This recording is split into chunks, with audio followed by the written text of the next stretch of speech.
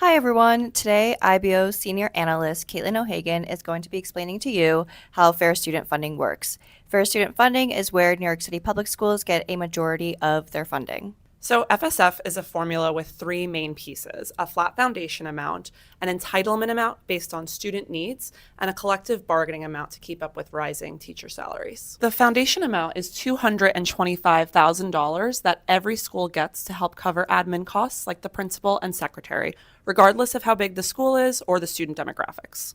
The entitlement amount is the most important part of FSF, where student needs come in. Every K-5 student starts with a weight of 1.0, but they can get additional weights for services they're receiving. For example, So Jack is in fourth grade, has special education needs, and is performing well below standards. How much is his weight? his weight is 3.14. And a weight of 1.0 gives the school how much money?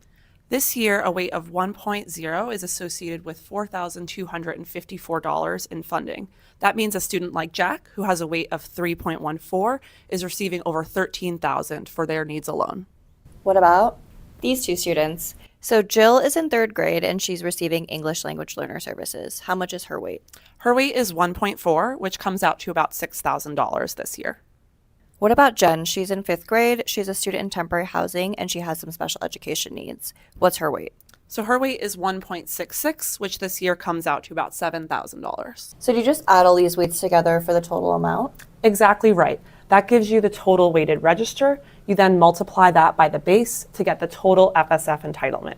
So for example, if the only students in our school were Jack, Jill, and Jen, our total weighted register would be 6.2, which works out to an FSF entitlement of 26,377.